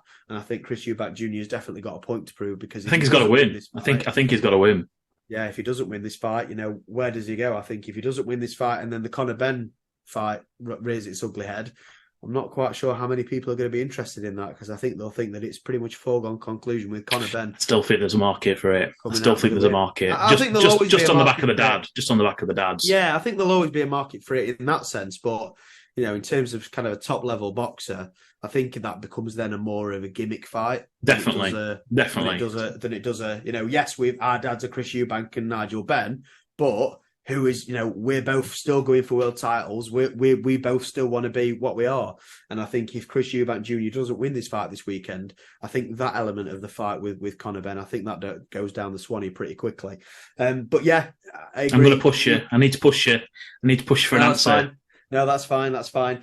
I'm going to go with Liam Smith to win by unanimous decision. Oh, points. It's going the distance, is it? I've got to just quickly check the odds there. Yeah, I think so. And I don't think it's a popular thing. I think a lot of people think this fight's going to be a barnstormer, a barn burner, as I always say. Nice. But I don't think...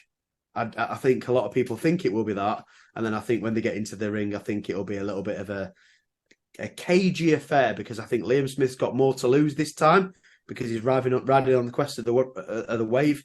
And I don't think Chris Eubank Jr. wants to be hurt like he was last time. So that's just my opinion. I can see it going the distance, but I do think Liam Smith will win in the end. Sam, what are the odds saying? What are the bookmakers saying to my opinion there? I'm just scrambling at the minute. So, wow, okay. So just an outright, right? So just an outright, Liam Smith is favourite. Yeah. That's actually 8-13 on. And Chris Eubank Jr. is 13-10. So just off the bat, Chris Eubank's coming into this as a slight underdog there. So that's actually really surprised me. So yeah. I think I knew I was expecting Liam Smith to go into it as a favourite. Obviously, he won the last fight. I know he was a big underdog in the last fight, but he did win the last fight. So I was expecting him to be the favourite in this fight. He is the favourite to win by TKO. Yeah, he's 11-8 to win by TKO. He's 3-1 to win by decision. But I just think, Sam, in my experience watching fights, when it's a big rematch sometimes, when it's a grudge match sometimes, when it's the first fight was all action, sometimes the second fight can be like a lot of sequels in life, can be a little bit of a letdown. One of them can be, right, I won that fight and I weren't expecting to, so I just want to kind of outpoint and I just want to sort of get away with a win. And the other side can be a little bit, wary of getting punched. Eubank don't want to be in that same position as he was last time. So I think it'll be a bit of a cagey affair. I don't think it'll be the most entertaining fight in the world. And I think Liam Smith will win by decision. But there we go. Fair enough. But we are looking forward to it. Sam is all in on the boxing these days, and I am all over it. I'm loving talking boxing with my man, Sam White. But I am going to talk a little bit about MMA just before we move on to the next stage of the process and the next stage of the podcast today. This last weekend, MMA saw a retirement of a legend of the game, the Korean Zombie, losing against Max Holloway. And yeah, it was a very, very interesting fight. But Max Holloway added another string to his bow, knockout power. Now Max Holloway's pretty much got it all, which is a terrifying thing to know. But a real sad occasion, but a real happy occasion that the Korean Zombie has sort of gone out on his shield, as a lot of people expected him to, and has sailed off into the sunset. And like I say, Andy from The Office, when he's singing the Cranberries Zombie in a really somber tone, I think that's been a lot of MMA fans this week, because really sad to see the retirement of the Korean Zombie. But congratulations to Max Blessed Holloway, who moves to 25-7 from his TKO 23 seconds into the third round against the Korean Zombie. So yeah, it was a real interesting highlight package from what I saw. Didn't watch the fight, as I mentioned, we were in London, but a very good win for Max Holloway. Another win, maybe not as good a win, it was in the co-main event, Anthony Smith beating Ryan Spann in what was a very, very controversial decision by all accounts, and Erin Blanchfield winning by unanimous decision in her fight against Talia Santos, and she continues to work her way up the featherweight division, flyweight division in the women's side of things. So setting up for a really, really interesting end to 2024. Will Max Holloway fight Alexander Volkanovski once again for the 145 belt? Aggie's shaking his head. He doesn't think that fight's going to happen again. Anthony Smith, where does he go from now? He's always been a little bit of a gatekeeper at light heavyweight. Is he going to be able to get himself back into the upper echelons of one of the weakest divisions in the UFC, you would potentially say? But it's all to come. It's all here. It's all live. It's all on Kempy's Combat Corner. Looking forward to reviewing the boxing this weekend. Looking forward to getting back into some good UFC. UFC this weekend, Cyril Gane versus Sergey Spivak. Excuse me. And Tom Aspinall, the UFC heavyweight from the UK, who's flying the flag for British MMA at the moment, will be in attendance to potentially fight the winner after that fight. So UFC Paris this weekend. UFC Holloway versus the Korean Zombie this last weekend. Thank you, the Korean Zombie, for everything you've done for the sport. And tune in next week, episode 67 at that point, for Kempy's Combat Corner. Thank you very much, lads. And Aggie, it's over to you now, mate. Formula One, we were in London. As we've said, I think take a shot every time we say London. It's about 12 times now. I've literally, just as they were talking, looked at the result because I realised I haven't actually... I saw Max won from your message, but I don't know who was on the podium or anything. But from what you said, it seemed like it was a bit of a chaotic race in the old Netherlands. Yes, mate, utter chaos. Max Verstappen, of course, got back on pole position, as we all kind of expected. I know last week, myself, you and Sam all predicted that Lando Norris would appear somewhere on the podium as well. He qualified in second place. And then from absolutely nowhere, the Williams of Alex Albon qualified in third place. So it served for what was expected to be a very entertaining race from some of the drivers that you wouldn't necessarily expect to be that high up the grid, but they all managed to get there as well. Max Verstappen managed to equal a record and beat a record in the same weekend, of course, by winning the race. He now ties the record with Sebastian Vettel for the most race wins in a row at 9. He will go on to win that, of course, this upcoming weekend, I'm pretty sure, when it gets to Italy. But he also beat the record that Jenson Button set in Canada 2014 when he won the race with 4 pit stops. Max Verstappen this weekend won the race with 6 pit stops. One of those, of course, come in during a red flag as well, as the rain just continued to pour down. It brought a red flag and a stop to the race. As one of the longer races on the shorter tracks, I dare say, this race went 2 hours and 24 minutes, and they're supposed to have stopped racing after 2 hours. So I think the red flag and the rain coming out means they allowed that race to go on a little bit longer than what they're supposed to do. But yeah, Max Verstappen back to the top step of the podium. Red Bull, I think that's now 13 out of 13 for them, 11 of which are for Max Verstappen, and I think 2 of those are for Checo as well. So, you know, Red Bull are just continuing to dominate. In regards to competition for them, I think McLaren are starting to pick it up ever so slightly, but still nobody is anywhere near the Red Bulls. And I know we spoke before this little summer break about what teams needed to do to get close to them and whether people would really see that. I know Sam mentioned last time that people would really start to see the drop-off of Red Bull or where that penalty really came in the second half of the season. We are only one race into the second half of the season, but so far it just looks like it's business as usual for Red Bull, as Max Verstappen, of course, finished on the top step of the podium. Second place was a nice little return to podium for Fernando Alonso of the Aston Martin. He had 5 pit stops himself. And third place, Skin, somebody that you'll be familiar knowing from the Red Bull days, the Alpine of Pierre Gasly managed to get into third step of the podium. Pierre Gasly! Exactly. You take it from here, I can't. No, you can't. Pierre Gasly, a bit of a tribute to Daniel Ricciardo's put you off there somehow. Not really sure how that's happened, but yeah, absolutely, mate. It seemed like it was a chaotic race, which does allow for others to get themselves on the podium. Good to see Alonso back up there. I think we spoke just before the summer break about how we started the season really well and then it started to drop off a little bit. So good to see him back up there. How much the weather played into that, I'm not quite sure. But Max Verstappen now tied the record with Sebastian Vettel with 9. Yeah, Sebastian Vettel with 9 race wins in a row. And this weekend they head to Monza, one of the most historic races on the Formula One calendar, with the Italian Grand Prix. Does Max break that record and become the first ever Formula One driver to win 10 races in a row? I personally think so. I think it's set up for him. I think he's too dominant at the moment. It would require some massive fall off if he was to finish the race not in first place. It would require a lot more for him to actually not finish the race in general. So, yeah, I think it's just going to be another Red Bull win. I know you like to go through the predictions for these, and with the Monza coming up this weekend, it's one of those tracks that you like. I know you like the first corner. It normally causes a lot of overtaking, if not incidents, between a couple of drivers, maybe towards the end of races or qualifying sessions when they're taking a bit of a lunge. So, yeah, I know you like this this kind of track with this narrow track. There's not much space on the track itself, should I say, without the runoff. So I'm going to go with Max Verstappen winning again. I like the fact that Fernando got back up there. He is my favourite driver on track at the moment, despite the fact he's not with McLaren. So I'm going to get him for a podium finish. And I think I'm going to put Lewis Hamilton as the third for the podium finish. I'm going to drop Lando out of it for the first time in about 4 weeks. So I'm going to go Max, and then somewhere along the lines we're going to have Fernando and Lewis as well. So what's your prediction? You've got to go Max win, haven't you? Unfortunately, I say unfortunately, but it is what it is. I'm going to stick with Lewis second, and I'll go with Fernando third. I haven't got a bit of form back, so yeah, that's my top 3. Sam, where have you got Lando Norris on the podium this week? Where did he finish last week? It was 8th, 7th or 8th, Aggie? Fucking hell, fire. From second in qualifying. Yeah, the rain, it was a wet, then dry, then a wet race, so caused a lot of chaos. I think, was it 6 pit stops, Aggie? Yeah, that Max had? Pit stops. Broke the record. Yeah, I did hear you say that, but it's not ideal for him, is it?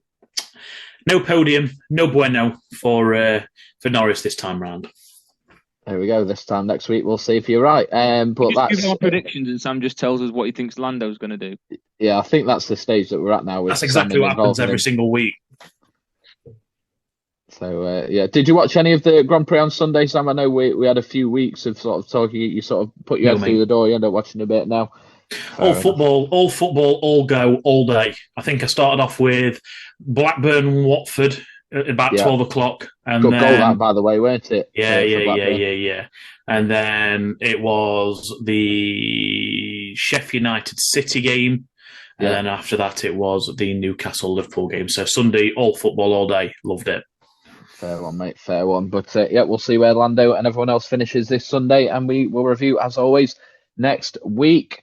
Right, lads, time to close the show on NFL. And the big news this week, as it has been it's the time of year, or the time in the off season, where teams cut their squad size from 90 down to 53. So I just wanted to go around the room, really. Were there any players that you were hoping would make it that didn't, and vice versa? Are there any players that you weren't really too sure on, or you're surprised to see make the cut? So, Sam, I'll start with you, mate. You've mentioned a lot about how it's a young squad, it's a big season, a bit of a rebuild. Are there players that you were hoping that might be a bit exciting? Did they make the cut, or are there any that you were sad that unfortunately did get cut yesterday? Just to put that in perspective, saying that it is a young Green Bay squad, I seen a stat today, unbelievable stat. 48 of our 53-man roster are under the age of 28.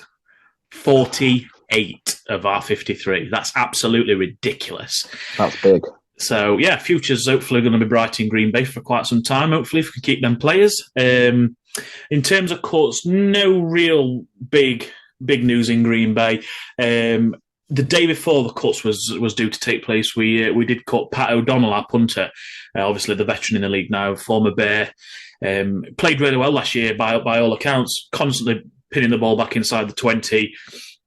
I didn't actually realise that we'd got I think we've got a rookie punter on the roster this year, and apparently he's been lights out in camp, so he's got the bigger leg. He can kick it further. So yeah, we're going to roll with the cheaper option, which is the rookie, because I think Pat O'Donnell had quite a wage for a punter. So other than that, we're rolling with a punter. So fuck knows what our team's going to look like this year, because we've got essentially a rookie quarterback in, we've got a rookie punter in, we've got a rookie kicker in, which is like a flip of a coin whether he makes a field goal at minute. So I think there's going to be a lot of eyes on Green Bay this year for all different kinds of reasons. I think every game we're going to be in is going to be a little bit dramatic. That's absolutely fair. Kemp, anyone for you, mate? Anyone that you're happy to have seen make the cut? I know you've had your eye, especially with us drafting now in fantasy. You've had your eye. I think Kemp's having a couple of technical issues. He can't quite hear me. So, Aggie, we'll move on to you, mate, with the Seattle Seahawks. Geno Smith at the wheel yet again after an impressive season last year. Is there anyone that you're A, happy to have seen made the team, or B, sad to have seen get cut? I think the majority of the team that we've gone with, the 53-man squad that we've named already, is what we expected. I think we've gone for a couple of veterans that we've let go, which is Ben Burke-Kirby, who was a linebacker, and I think the introduction of Bobby Wagner coming back's kind of led to that. We've got a bit more experience now back at the linebacker position.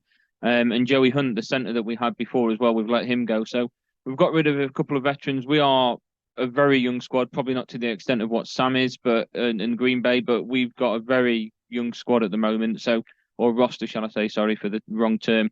Very young roster, and I think it's very exciting. I'm looking forward to what's going to go on this season, especially now we've named the 53-man roster, and I'm looking forward to seeing just what Geno can do. But yeah, I think the depth that we've gone for in certain positions is really going to help us out throughout this season.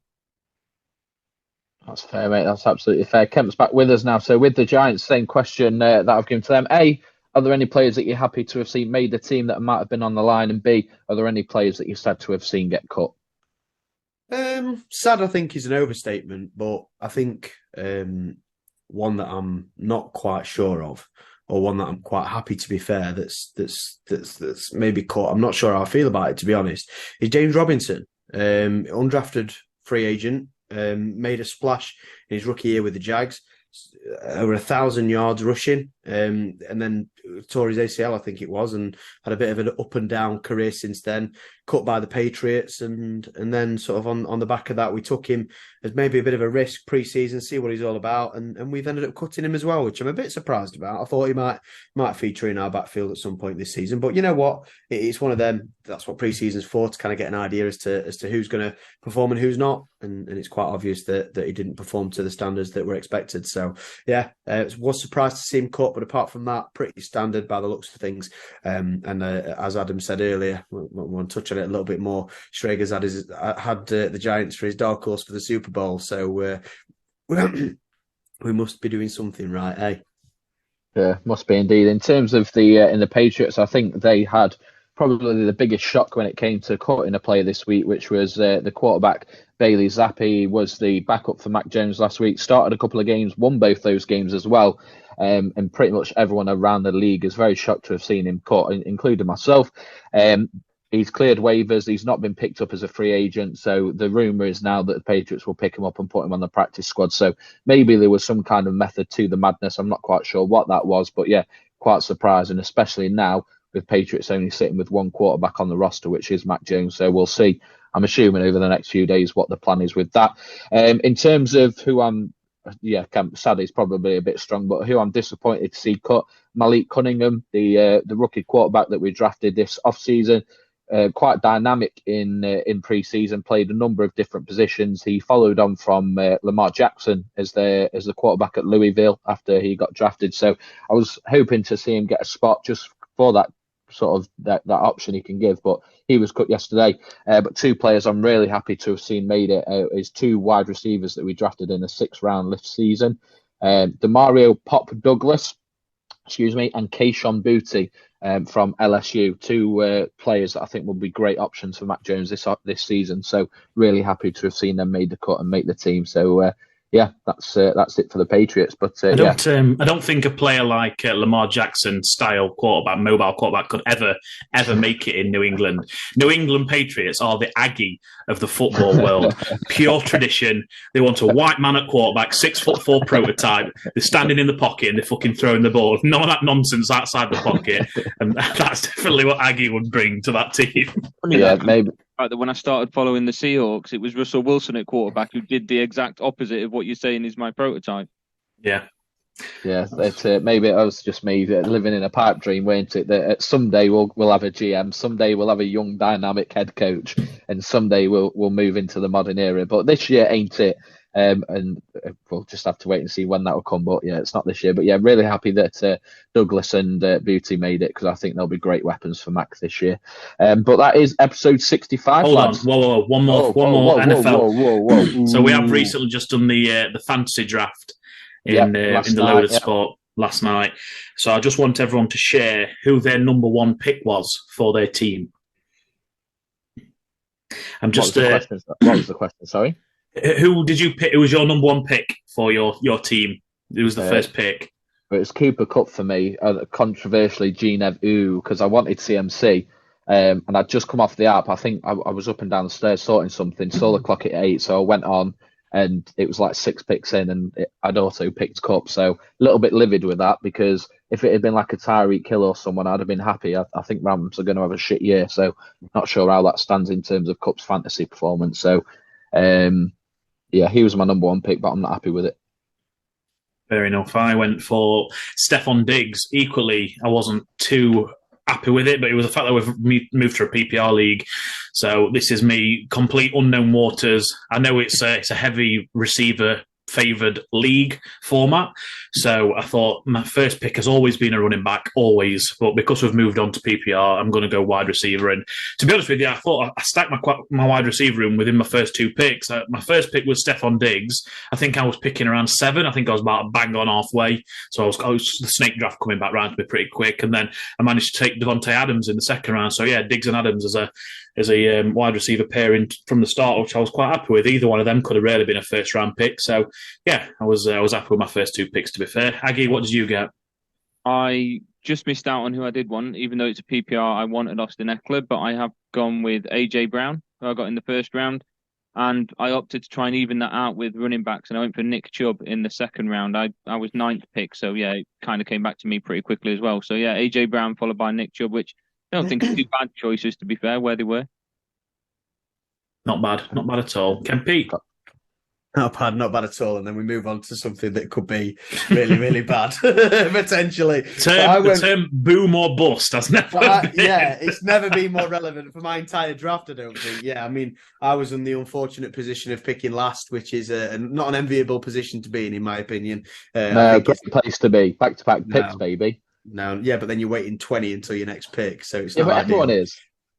Yeah, but I'd rather be 6 and then, you know what I mean? I'd rather be in the middle. But yeah, back-to-back picks. So by the time it got round to my pick, kind of all the big MVPs had kind of gone off the board. So I thought, fuck it, I'll take a chance. And I went with Bijan Robinson. Rookie. It may work out, it may not for the Atlanta Falcons. Last year, 258 carries, 1,580 rushing yards. I get it, it's in college. And he also had 19 receiving yards, 19 receptions, 314 receiving yards and 2 touchdowns. So who knows? Like Sam just said there, boom or bust. But Bijan Robinson was my first pick. And then straight after that, I think it was Amon-Ra St. Brown. Solid. Pretty much straight after Bijan Robinson. So, like you, Sam, I wanted to kind of get that. Well, I wanted to get that wide receiver room pretty stacked, but I also did kind of see Bijan there at number 12 and thought, yeah, fuck it, let's give him a go. So, I think historically, that Bijan pick, I think, would have been a wonderful pick at 12 if it was in the normal non-PPR league. But I think because we've moved to PPR, I'm not quite sure how that pick's going to work out. As I say, I've never played PPR before, so I might be way off with that one. I'm in the same scenario as you. Scenario as you, is that I'm I've sort of just got to grips with the standard NFL fantasy. Yeah. And now we're moving to PPR. Monday, yeah, so I'm like, shit, what do I do? So yeah, I've gone not safe, but I've done what I thought was best. Aggie, you've done it. Go on, sorry, Kempy. Just before you carry on, but what's funny is the third highest projected points on my team for the first week is Mr. Irrelevant, Evan Hull. No, for fuck's sake. It's projected 15.63 points for the Indianapolis Colts. That's good. So if that works out, that's a really good pick at the time that I got him, but we'll see. Could be a steal, that one. Aggie, you've done a PPR league before, haven't you? I won a PPR league last year. I'm guessing you've got the last one, mate. To me, I'm guessing you've got a high opinion of it then. Yeah, I enjoy it, mate. I really do. It makes me think a little bit further. I mean, I'm newer than you guys to watching the NFL, so to me, it helped me learn a lot more about the players, the style of plays, that sort of stuff, and the different sort of approaches that different coaches would take, that kind of stuff. So, I mean, you guys have watched it a lot longer, so your knowledge of it would be a lot stronger by this point anyway. So, I enjoyed it because it helped me learn more about. I think the thing what's made me a lot more open to it this year than any other year is I think in real life the devaluation of the running back. I think the fact of that, obviously with all the holdouts and the contracts not being willing to be given, I think it kind of goes hand in hand with the PPR league in the fact that we're going to now prioritise wide receivers too. So I kind of was happy to go. If it was ever going to be a year I was going to do it, it would have been this year for that reason. I think the devaluation of the running back has never been this prevalent. So yeah, I'm going to give it a year, see how we get on, and if we don't like it, I can always go and find another league next year. I've got you first game of the season as well, so the third year. Oh, it isn't it? Third year, fucking hell! I've not even realised. Got him 2 points. Second year, he got me 4 points. So now neither of us have got Aaron Jones. Aaron Rodgers. I was going to say, Aaron Jones, you fucking stole him from me, you cunt. You took Walker from me as well, so we called that. That was after the fact. You'd already took Jones at this point. I was fucking raging at that pick. And at Mudge's Young Wei Koo as well. Who was picking Young Wei Koo about seventh pick in? I thought, I'm going to take him because the indoor kicker they've got a bad offence, so they're going to be taking a lot of field goals. And he took him right there, and I thought, pick before me, I thought, you bastard, but fair play. Well, if you don't like the PPR league, and it, obviously we do a vote every year and it doesn't change, we can always break off and create a loaded sport league. And I'm sure Aggie will join it and add it to his about 12 other leagues that he's in. I can't say no to a fantasy draft. Oh, mate, I love it. Well, is it a draft or? Because he knows how much I love fantasy football. Yeah, that's it. Well, we better close off, mate, because at time of recording, you've got another draft in 5 minutes. So very quickly, round the room. Sam, you asked who was your first pick. I want to know who your favourite pick is very, very quickly. Ooh. So probably someone at any point in the draft, but who you think could have been someone early, but who you think will have a good season. I'll kick it off, and I'm going to go with Jamar Gibbs for Detroit Lions, the rookie. Got him in the 3rd or 4th round, and I think he's going to have a really, really good season. So I'm really happy with that pick. Aggie, what about you? I liked my pick of Alexander Mattison, the running back for Minnesota. I got him in the 6th round, and I don't really see anybody competing with him in the running back position in Minnesota, so I'm happy with that one. I like that, and he's a good catching back as well, so could work in your favour even more so with the PPR league. Kempy, what about you, mate? I'm assuming you would have said DJ, but I snagged him off you to your dismay. So tell us who your favourite pick is. Was it just from me or from everybody? No, it's just from you, mate. Just from me. I think Evan Hall. I'm not going to lie to you. I think you're getting hyped. I'm getting hyped, man. Yeah, I mean, Jonathan Taylor's obviously going to miss the first. I think it's 5 weeks of the season, is it? But who knows? But who knows? It could be even longer than that. You just don't know what's going to happen. So could find a trade partner. You never know. Could do. You just don't know. So I thought, you know what? Let's get the game on the field. And Evan Hall looks like he's going to get the most snaps in the backfield, and yeah, I think he's going to be a really, really good points grabber for me, especially in the first 5 weeks. And you'll take that from Mr. Irrelevant, won't you, in the NFL fantasy draft? So for me, I've surprised myself with the back end of the draft, and like Mudge said, the longer the draft went on, and the fewer players there were, I started drafting better, so it's interesting that happened. But yeah, we'll see. But I'm really, really excited for this year, and a bit envious that Aggie's in another draft because I've got the feeling for it. Got the taste. I'm seeking out other leagues to potentially join and do more drafts. So we'll see. That's fair. Sam, what about you, mate? Just flicking through my team now. I've got a choice of about 5 that I'm really struggling with. But I know, knowing you're going to push me for one. It's probably going to be Kenneth Walker, obviously Aggie's boy. I think, Aggie, correct me if I'm wrong, I think I picked him around round 4 or 5, I think. It was about 5, yeah. It was a bit late on. I was surprised. Yeah, same. It kept dropping and dropping. I'm thinking, he's going to be my next one if he's still there. And lo and behold, it was there. It turns out I literally just picked Mudge and Aggie because I think the draft was coming from the snake draft. It was coming back to me from Kemp. So I think because of that, I managed to get him first. Just a couple of names, obviously, out there. Brandon Cooks as well. I picked him up very, very late. He's one of them receivers. He's in Dallas now, and he's one of them receivers. I don't think he's ever not hit a 1,000-yard season. So he's probably the most consistent wide receiver in the league. So there's him as well, and there's the new Green Bay tight end as well, the Luke Musgrave.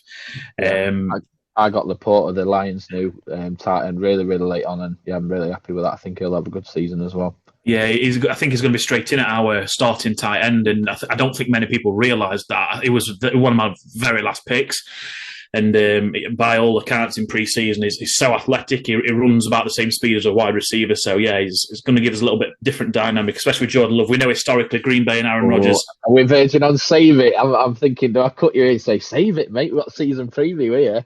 No, it's not. It's not a breakout or anything like that. But no, fucking threw me off there. Yeah, obviously, Green Bay in the past with Aaron Rodgers has never really utilised the tight end position. I think obviously it's a fresh start. We've got Jordan Love under centre. We've got a new tight end rookie who looks like he could really take off. So yeah, I'm happy with that pick. That was one of my later picks, really. Definitely. So that is now episode 65 in the books. Just to repeat and remind you that episode 66 will be out early next week, and that will be the NFL season preview, where we'll go through our predictions for division winners, conference winners, Super Bowl winners, all the player awards that happen as well as our predictions for our own teams. And then episode 67 will be out at the usual time and day, just all the other business, latest in football, Formula One, boxing as well, of course, and UFC in Kempy's Combat Corner. But let's very quickly do weekends, lads. Aggie, I'll let you go first, mate, and then you can shoot to do your draft. What have you got planned for this weekend? I'm just going to be working, I think, this weekend on Saturday, and then Sunday, I think I'm going to be, of course, preparing for the new NFL season with the final Sunday without Red Zone for a long time. Cannot wait. Yeah, absolutely, mate. Can't wait for that as well. Kempy, what you got planned for the weekend, mate? A bit of a chill one, I think, this weekend, mate, to be fair. I can't think of anything too drastic that's going to be kicking off. Like I say, last weekend we were in London all weekend, so it'd be nice to have a bit of a relaxing one. Sounds good to me, mate. And Sam, what about you, mate? What you got planned this weekend? Yeah, same sort of vein as Kemp there. Very steady. I can't think of anything. I've got a feeling there's something I've got planned, but I can't quite think. I'm going to anniversary again. Yeah, fucking hell, don't say that. I'm going to consume as much sport as possible. We've got the boxing Saturday night. Katie loves the boxing, by the way, so it's nice. Kempy loves that one. It's nice having... return of the listener lock-in for Kempy's Combat Corner. Get her in to review it. Get her in. Come on, let's go. Yeah, she's a big fan of boxing. So yeah, it's nice to settle down on a Saturday night, get a little pudding in it. I've trained Blandwell right well with boxing. She only likes it when donkeys fight. I trained her well. I said, she said, "Are these donkeys?" I said, "No, 6 one at most technically gifted boxes at World. Not interested. Wait, bothered. Not interested." Sorry, you were talking about pudding. Sorry. Yeah, no, that's my Saturday night normally when we're watching boxing. Get in bed and have a little cuddle and get some pudding on and watch two blokes kick shit out of each other. Can't beat it. I like that, mate. Like that. Got a lot of time for that. Yeah, that's it. Enjoy it, lads. What are you doing for your weekend, mate? What are you doing? Well, fucking nobody asked, so I was gonna stop record. Not a lot. See lip going there. No, I'm right upset. I'm doing it resignation. I was just writing it out there on side. Not a lot. Similar to Kent, was a busy weekend, busy bank holiday. So we've got a busy week upcoming work-wise, haven't we, Sam? So I think I'm going to take the kids to, is it Manga? What is it in Sheffield? Like a science type place. Manga. Never. Magna, rather. Yeah. I've never been before, but we were looking at a couple of places to go. Manga's Japanese. I can see corners of your mouth going in, and I don't like it, is it? We're not doing that. I think it's only Japanese comics. You don't need to worry. It's nothing sinister. I know what it is, mate, and we're not doing that with the kids for anyone that's panicking. So yeah, we're going to go there on the Saturday, and then might be a takeaway Saturday night, and then chill Sunday. We're going to record the NFL on Sunday, aren't we? So can't wait for that and take it steady. So yeah, I'll see you all Sunday, lads. In a bit, boys. Enjoy, lads.